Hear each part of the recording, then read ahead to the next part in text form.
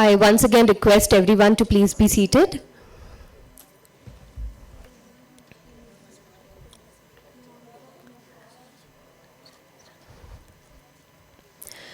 A very hearty good afternoon to everyone. Good morning. मैं आप सभी से एक छोटा सा सवाल पहले पूछना चाहती हूँ. आप सब में से ज़्यादातर लोग अल्लामा इकबाल से परिचित होंगे. हाथ खड़ा करके आप बता सकते हैं. As Allama Iqbal once reminded us, अगर आप चाहें तो मेरे साथ दोहरा सकते हैं, सितारों से आगे जहां और भी है, अभी इश्क के इम्तिहान और भी है. कहीं जिंदगी से नहीं ये फिजाएं, यहाँ सैकड़ों कारवां और भी है. General Zorawar Singh belonged to that rare tribe who did not look at the Himalayas as an end, but as a beginning.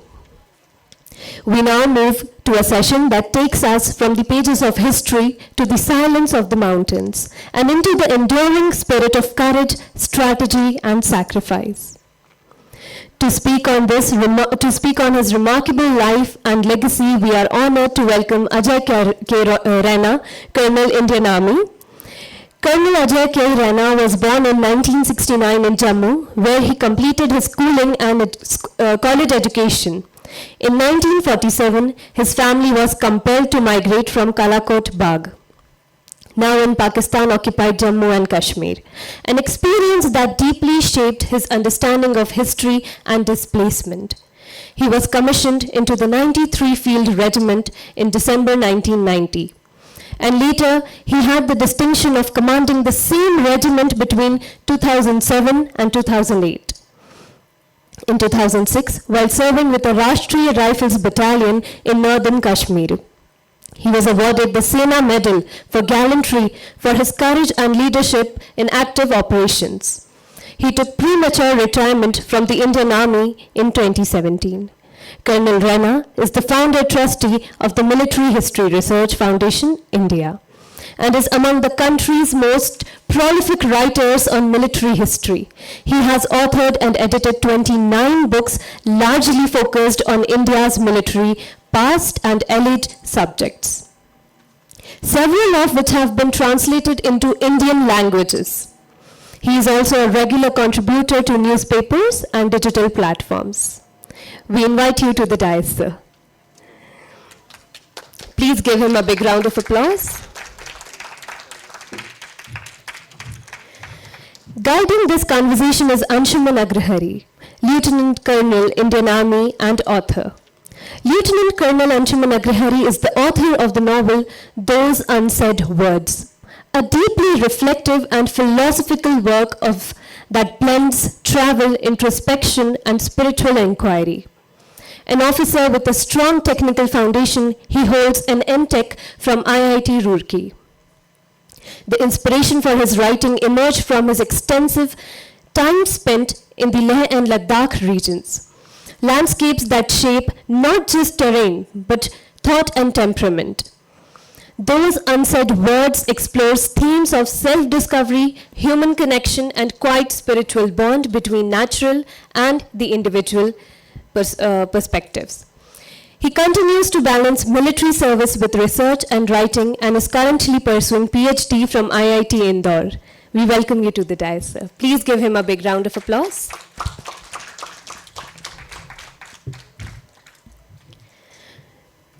Together, our speakers bring a rare combination of lived military experience, historical scholarship, and reflective writing to this dialogue.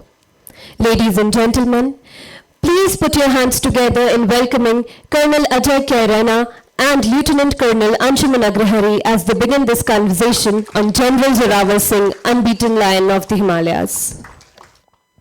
Oh, sir, so first of all, I'll congratulate sir for writing this book, sir. And there is a say that nothing is coincidence. So I was just, when I got an offer of reading this book, I am not a historian and I am from a technical background. So I never read history, but I'm like, did my BTech, Masters and doing PhD. But when I saw this book, then I thought there is something. Because I was posted in Leh Ladakh for 2 years. And I was mentioning, sir, that there is a light and sound show in Leh Ladakh. It is about Zorawar Singh. The content of that light and sound, so I have written.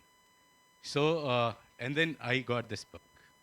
So that way, I have gone through every pages of this book, and then we'll discuss this book. So, though the first question I would like to ask, sir, like last page of the book says that you have written, and the speaker has told that you have written around 29 books. So, from a military background and then to writing 29 books, what motivates you to do so? Thank you. Good morning, and thanks to Bhopal Lit Fest team for inviting me here. I was once reading a book on psychology, child psychology, and it says that kids who grow up under very strict fathers, they tend to write because they can't express themselves. So I had a very strict father, and whatever I am today is because of him. But when I got married to a Dogra lady, so I kept on writing. So writing keeps your marriage going. It brings peace into your home. Because I generally write about, when I'm at my place, I'm on my desk for about 8 hours a day. So time for conflict in the family is very limited. So I think that's one of the things. But yeah, it started from my childhood. I used to write for my school magazines, then wrote for college magazines, then wrote for academy magazine. When I got commissioned, then for Regiment of RT magazines. So maybe it's mix of everything. And I love his history. My parents wanted me to become doctor, so my handwriting is worse than doctors. And I loved history. And I ended up in army thinking that now it's end of studies. Army made me read more. The exams we have. And it's quite a privilege that one of my books is now part of promotion exam in an army. So that's how it's been. So just to add on, sir has mentioned that his wife is from Dogran, you know. Yeah. So this book is about Dogra. So if you read this book, there is about Sikh, Dogra, and many more we'll discuss further. So sir, we'll start with Zorawar Singh, sir. I'll read from your book only. General Zorawar was forced into a life of labor and hard work. After his escape from his native village, following the killing in the family, whatever privileges and comfort he might have enjoyed prior to that incident suddenly vanished from his life. So, can you throw the childhood story of General Zorawar Singh so that people No, understand? this is for the Gen Z sitting in front of us. He was born in a privileged family, kind of a family.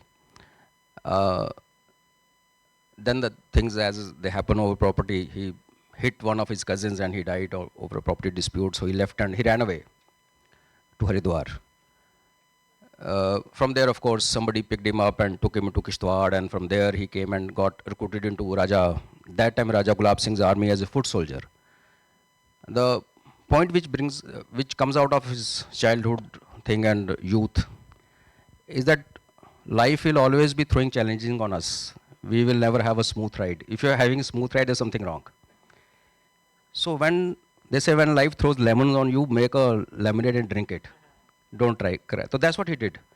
He was a foot soldier in Riyasi. His job was to carry communication every week from Riyasi to Jammu. Now people who don't know Riyasi, Vaishno Devi? You've heard about Vaishno Devi? So that area is under Riyasi district. And Riyasi is about 70 odd kilometers from Jammu. So every week he would take off on a horse, go to Jammu and meet Raja Gulab Singh, give him whatever letters, jisko aaj postman kehte hain hum, that kind. Now he was a foot soldier and he was Raja. But look at the thought process. He was a foot soldier, but he had his aim set somewhere else. So one day he told Maharaja, कि sir ऐसा है कि आप फौज को देते हो ration. उस time ना Dogra army had a tradition that soldiers were given some rice, some atta, some salt, some sugar, and they were supposed to cook themselves. So what these soldiers would do, they'll cook, and whatever surplus, they'll sell it in the market. So he said, instead of doing this, if you just start langar system, you have a community cooking for soldiers, you'll save money. And now this is happening in 1820. So Raja Gulab Singh liked the idea. He implemented it in 1 year. He saved 1 lakh rupees that time. And everybody follow now. Yeah, Every that's army is what following we now. follow. Yeah. Yes. So look at a foot soldier. हमारी तरह होता है बोलता है यार चलो चिट्ठी दे के आते हैं वापस आते हैं फिर कहीं no The moment he said that, and after 1 year, he was elevated to the rank of Revenue Commissioner. And another year, he is made Governor of Kishtwar. And thereafter, the story took off. So lesson there is that there will be hardships. There will be things which will not be in our favor at the moment. But remember, moment is only moment. It doesn't last. I'm now 56. I know how many moments I lived in my life. Faujis will understand, bullets going from here, bullets going there. That all gets over within minutes. If your sight is right, you're looking at the right place, thinking of same thing, and कहते हैं ना कुदरत आपको लेके जाती है. paulo coelho वाली किताब जो शाहरुख खान का डायलॉग बन गया बाद में, जब करना चाहते हो तो कुदरत whatever that everything yeah. So that's what happened with him. So Haridwar, when I was reading, sir has mentioned that he went to Haridwar. When I was going through, I thought that during that time, moving from Himachal Pradesh to Haridwar for a reason, why he has chosen Haridwar? Because of his spirituality, or it was just a coincidence? Not really. See, I also come from same belt. I'm also a Dogra actually. So if you go to Haridwar, and most of people who have the pandas there, we have our histories running into 500, 600 years being kept by our pandits there. Who like in Varanasi. Yeah. So Haridwar is a place which had a beaten path. See, सड़कें तो थी नहीं. So not all of spiritualism. 14-15 साल का बच्चा spiritualism is too early. So I think he followed a path which was well beaten, जिस पे लोग जाते थे. But he used to do yoga and meditations. Yeah, you later. mentioned in the book. Yeah, later on, of course, he got Mata ka. He was a very big advert this thing Bhagat. And in fact, when we speak about Tibet, his idea of going to Mansarovar was this only, ki Shivji ka ghar hai. We'll discuss that. Yes. So he grew spiritual like all of us generally do later in life. If you read anything, you have to understand the context first. So in the first chapter itself, sir has mentioned about the context. Before going ahead, we need to understand what was the concept, why we should read this book. So we have to understand the context first, why Zorowar Singh is important. So I'll request sir if you can just write. What is the context that we should read Zorowar Singh? Okay. So given the times we live in, we have a boundary dispute going with China. Galwan to suna hoga aapne. That was that. Now if you go back to history and try to search ये boundary बनाई किसने? See, before 1947, we had a princely state of Jammu and Kashmir. Jammu and Kashmir had a boundary somewhere, not on the ground, no boundary pillar, nothing. But that somewhere thing came from where? So General Zorowar Singh, when he went and he entered Western Tibet and captured it in 1841, and then he was killed in action in Tibet, where his samadhi is still there, where Tibetans worship him because of his gallantry. So after that, a document called Treaty of Chishul was signed, and that treaty just read one line which said historical boundaries between Tibet and Ladakh will be honored. So when we say कि ये नाला हमारा है, China का नहीं है, it is an interpretation of that. So it is his life, his blood, which actually led to a treaty, though ambiguous, but it defined the traditional boundaries. So locals knew कि यहाँ पे लद्दाख खत्म होता है और यहाँ पे Tibet start होता है. And that's what forms the basis of our claim. Of course, thereafter, during Maharaja Gulab Singh and thereafter Maharaja Ranbir Singh's time, survey was done, boundaries were marked. Britishers also did their survey before 1906. A lot of things happened. But the spine, the backbone of everything which concerns a boundary dispute with China is because of his actions in Tibet. That is one context. And second, if you look at the overall thing when he operated, why did he go to Himalayas? See, Himalayas were forbidden. He crossed a pass called Umasila. Even today, I am from that area, people don't cross. Ladakhis don't come this side, Kishtwadis don't go that side. There's a belief कि cross करोगे तो मारे जाओगे. And he crossed that 5 times in winters. And it is a pass riddled with crevices. I mean, it's a death trap. So somebody asked me once, why did you go that side? So the other context which young generation will understand, that time what was the political setup in India. You had Maharaja Ranjit Singh ruling over Punjab. So south of Jammu belonged to Maharaja Ranjit Singh. Jammu was also affiliated with Sikh Empire. That time Maharaja Gulab Singh, of course, but he was working under before 1846 when he became Maharaja, when Britishers made him Maharaja. Before that, he was Raja of Maharaja Ranjit Singh's army. So south, Jammu couldn't have gone, expanded. Raja Gulab Singh was one suzerain under General Maharaja Ranjit Singh, who had full independence to do whatever he wanted to do. Otherwise, Maharaja Ranjit Singh had Hari Singh Nalwa, the Akal, everybody, they were there, but they had restrictions. This guy was free to do whatever he wanted to do. So he said, कि कल को once Maharaja Ranjit Singh goes, all of us have to go. He knew that Sikh Empire will get weakened because he could anticipate that there are problem in the family. And Kashmir was something which was he wanted for himself. And how to save Kashmir? He understood, okay, जब तक Sikhs are ruling Kashmir, तो हम क्या करते हैं कि we will capture areas around Kashmir कि कल को Kashmir लेना पड़ेगा तो it will be easy for us. So that was the compulsion that south he couldn't go because Sikh Empire was there, west he couldn't go because Sikh Empire was there, east he couldn't go because Britishers were sitting in Gadwal. So Gadwal, because another thing which you must understand, that Britishers had one fear, that Dogras, the Sikh Empire and Hindu Empire of Nepal should not ever match. They had defeated Nepalis, thrown them back into Nepal. Nepalis had their kingdom right till Kangra in Himachal, once upon a time. So when they sent Nepalis back into Nepal, thereafter they made sure that these two empires don't join up. Because if these were to join up in 1840, the history of our country would have been different. That's why they created a wedge. So today's Gadwal, Kumaon, that area was under British direct control. So they didn't want any liaison happening between Sikhs and Nepalese. So for them, for Dogras, the only place which was available to expand, because that was a time of expansion. ये जो हम philosophy करते हैं ना कि हम expansionist नहीं है, ये हमारा it's a defeatist philosophy. हम expand करते तो तिब्बत तक पहुँचे ना, expand नहीं करते तो लद्दाख हमारे पास ना होता. तो kings that time used to use word and they used to expand their kingdoms. ये हमें फिर गलत चैप्टर बाद में पढ़ाएगा कि हम तो कभी एक्सपेंशन पे देखते नहीं है, ये इसका देश है वो उसका देश है, I leave it to your judgment. So that was the context, the strategical context, that he had to go to the north. So he decided to go across Great Himalayan Range, which was kind of forbidden that time, it's forbidden even today. So these are two contexts, one strategical, another one. Just to add on, sir, even the expansion was during the Vedic era, Yeah. when there was Mahabharata or Ramayana. What we call that horse, they used to this Ashwamedh Ashwamedh, yeah. Yag. Though they used to do the Ashwamedh Yag. If that Ashwamedh Yag, if somebody is captured, like Lavkush has captured that, and if you capture, you have to fight.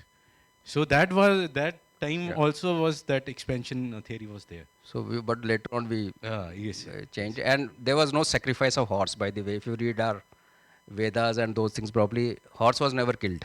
That also came later on to make us feel bad about it. But if you have power, what Trump is doing in Venezuela, it's wrong. But this is how power works. And this is how we must think.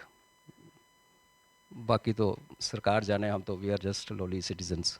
Okay, sir. So before getting more ahead, like number of questions that I was supposed to ask, you have replied. Like you have told about Nepal and our relationship. I'll come on that later.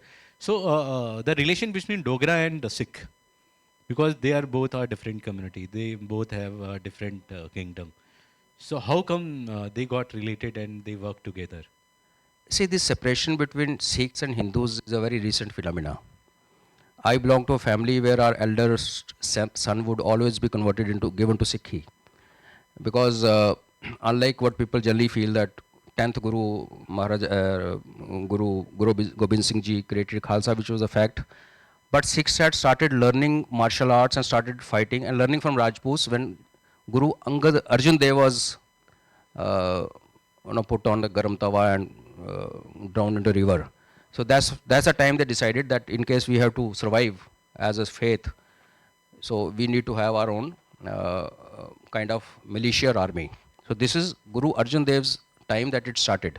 And later on, of course, Khalsa. So that time there was no there was no dispute or there was no differentiation. Sikhs and Hindus, in fact, you ask me today, I don't find any differentiation because half of my family is Sikh. So at that level, there was nothing. But what happened was Maharaja Ranjit Singh, see, the people who did well in life or who became great later on, they had some qualities. Maharaja Ranjit Singh had one quality, though he didn't have one eye. He could identify talent. So if you talk of General Hari Singh Nalwa, you talk of Raja Gulab Singh, you talk of Akali, Phula Singh. These were all normal people. Raja Gulab Singh was 14 years old when Sikh army came into Jammu. And those who've been to Jammu, there's a place called Jewel Chowk. That's a place where battle happened. So Sikhs, their general saw a young kid fighting like a lion. And he, while Dogras were defeated, he went back. I told General Maharaja Ranjit Singh that एक बच्चा है जो कि he was fighting like there's no tomorrow. बोला बुला के लाओ. And then they went hunting. And there Raja Gulab Singh using his sword killed a tiger. So he said ये बंदा ठीक है. So आप बड़े बनते हो ना तो ऐसे बनते हो कि आपके अपनी टीम को जो सही बंदों को चुनाव करना पड़ता है. So that's how he identified that this guy has a talent, raw courage, and of course other leadership qualities. That's how they got along together. Gulab Singh's brother became Maharaja Ranjit Singh's prime minister, one brother. Second brother became chief of protocol. And Raja Gulab Singh kept on hunting in the Winterland and created what we know as Dogra Empire later. So that was how they went along. So now we have understood the background of Zorowar Singh. Now, if you want to go and get into the foray of Zorowar Singh, where he invaded or where he attacked, we have to understand, in army it is called the climate conditions. We have to understand the terrain and climate. So again, there is a chapter that calls about challenges of Himalayan highlands. Why terrain and climate is important, and to understand so that readers understand. And in the case of Zorowar Singh, why it is more important? If you can bring some light on that. Okay. So we all understand that 9,000 feet onwards, we get into something called high altitude. Till 9,000 feet altitude, you are okay. You can breathe normally and you can be wearing t-shirts during summers. After that, you have something called high altitude. As you keep going up, the oxygen level in the air, the content decreases. So your lungs then fight for the oxygen. I give you a personal example. I once was biking in Himachal, Ladakh. There's a place called Marsi Mekala. That time it was the highest pass in motorable pass, not open to civilians. So we went there on a bike, me and my wife. So the bullet that time, it won't move. Start neutral में neutral है, gear डालोगे तो बंद हो जाएगा, चलेगा नहीं. So we had to remove the air filter because the machine was looking for oxygen. So this was an illustration that what happens to our bodies. That's why when you look at Ladakhis, Ladakh scouts, Nunnus we call them, तो वो छोटे होते हैं, उनके फेफड़े बड़े होते हैं, because that's how nature works.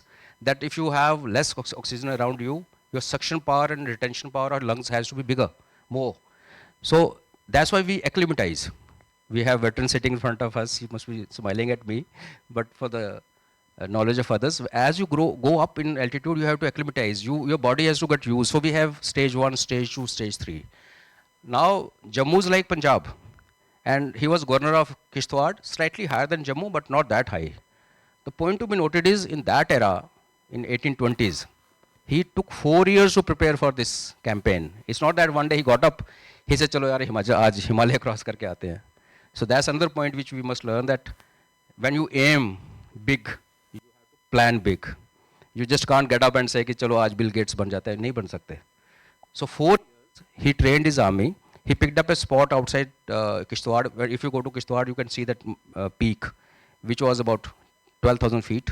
He kept his army there, trained them there. तो उनके फेफड़ों को बड़ा किया 4 साल. And then when he went into Himalayas, he had one principle. And see, it's mentioned, I don't know whether it's a question or not. Books and histories are written by people who win. Victors write history, and they write history as it suits them. So while I was investigating or writing for this book, researching for this book, I went to Ladakh, and I took out their literature of that time when General Zorawar had gone into Ladakh. Because today, because of narrative game, which happens everywhere, certain young Ladakhis actually feel that he came as invader and he did this, he did that. There is no account of him demolishing any monastery, molesting any woman, looting any crop or khazana, nothing. So what he did, he established posts every 20 miles. So as his army moved forward, he had one post, second post, third post. So his supply lines were, he maintained something which modern armies do. आजकल आप देखते हो कभी बरखा आती है और पीछे tank आ रहा है, वो टैंक वैंक वो सब तब चलते हैं, पीछे लॉजिस्टिक जब चलता है, जब टैंक के लिए तेल नहीं आएगा ना, वो टैंक वहीं खड़ा हो जाता है. सो लड़ाई में the most important component is logistics.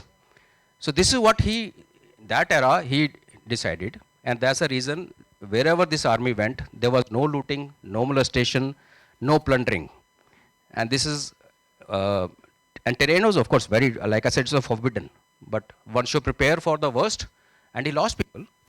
And the worst part was he went, he captured Ladakh, came back, there was a revolt behind. And now I don't want to go into history, how revolt was engineered, who came from where, you need to read the book. But so he came and he went back. He took control, came down, again revolt took place, went back. So once he went in the peak of winters, when you can't even today, people don't cross. Like I said, Umasila, nobody crosses, even today. Now government is planning to have a tunnel below it, which will take maybe a decade. So that was impact, but the point to be noted is that whatever was challenge in front, he prepared for it, and that's why he succeeded. So there is one thing common between sir and me is that we both have drove down to Ladakh on bike. Yeah, I've done it about 10 times. I have done just 2 times, sir. Okay. So sir was mentioning that while he was invading, in present sense it is called that invasion, but there was sense that he never looted, and it is written in his book. I'll read it because I have gone through. It says that while subjugation could be hurting their self-pride, it actually benefited the locals of 2 kingdoms that had been fighting for centuries. So it was not just attack; it was just it was helping to having a bond and then connecting peoples and doing business, everything. No, what one thing I add, what he would do that he would enter a territory, and as was the thing is in vogue that time, there was no revenue system, no taxation system. So he used to devise a taxation method. Half a rupee per family per season was something like that. By that, what happened that the local lords who used to use the muscle power to control things, that control went off. So people had a system going where they would pay to tribute to Dogras, but it was fixed. So there was no exploitation. So that's why local communities got, and that's why they cooperated with him. So, sir, before we moved to Tibet, we attacked on Tibet. It says that he invaded, not used the word invaded, but he tried going to Ladakh 3 times. Yeah. Why 3 times? Yeah. And third, he was successful. So, why 3 times? Can you No, explain he that? went actually 5 times. Okay, Because sir. Baltistan also, if you count, and Tibet also, then becomes 5 times. So he crossed that yes, mountain. Before that, Yeah, yes. So first time he went, he succeeded. First time he went through. Okay. But like I said, he went, he captured, and he had a treaty with local Raja. He made him Raja again. And moment he came back to Kishtwar, revolt happened. So to take care of that revolt, he had to rush back. So this he did 3 times. And 4th time then he went into Baltistan. And today when we say that Gilgit-Baltistan is Abhin Anga of Bharat, is again because he didn't reach Gilgit. He reached a place called Astor, which was west of Skardu. And from there he was called back. Again, politics at work, because the Sikh kingdom under which Dogras were operating, they had a governor in Kashmir.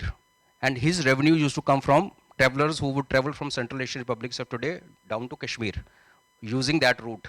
So he told Maharaja Ranjit Singh कि इस route को बंद कर दोगे तो मेरे को क्या मिलेगा तो, because when Dogras went into Kishtwar, Ladakh, they actually stopped Pashmina ka revenue to Sikh kingdom. So this, as it happens, is always money. Trump is also doing it for money. People that time also did it for money. And that's how it goes. And that's how it went that time. So now there's after capturing Leh Ladakh and like having set up Leh Ladakh of his own territory, he there was say that we should connect with Nepal. That question that has come, and that time he started thinking that we need to go to Tibet. That was the reason he was thinking about going to Tibet. So can you first explain why that relation between Sikh here at Dogra here at and then Nepal kingdom, that it was used to be called that Hindu kingdom, was required first? And the second question is that uh, uh, that is seen in the Tibet attack, if you can mention all that. So like I said, if you just take out last 20 years narrative from your head, the biggest Sanatani king we ever had was Maharaja Ranjit Singh. He is the one who gold-plated Varanasi. Of course, he also gold-plated mosques. He was a guy. So they were, like I said, it was all our culture and our faith. So when Nepal was beaten back and thrown back into Nepal in 1809 or 10, and Sikhs were rising, Sikhs, they started, the rise started it only around 1801, 1802. And of course, they went to the treaty with the British. Sikh Empire will not go across Satluj. You will be surprised that today's Punjab, most of it was never under Maharaja Ranjit Singh, because Satluj is where actual Punjab lies today. But that time, the Punjab also included big part of what is Pakistani Punjab today, Lahore and all. So that area was with him. So when this expansion started, while people may feel that General Zorawar Singh or Maharaja Gulab Singh, they just did it, no, it was all done with the clearance from Maharaja Ranjit Singh. So Maharaja Ranjit Singh knew where army was going, what it was doing. So joining hands with who were Hindu emperors or kings to fight against British was something which was natural. Somebody had come and occupied your land, so had to throw them out. By themselves, Sikhs not capable enough, because when they tried a few years later, they were defeated, and that's how Kashmir was created. So they understood the limitation. So it was two powers joining and trying to take on a bigger enemy, which was that time the East Indian Company.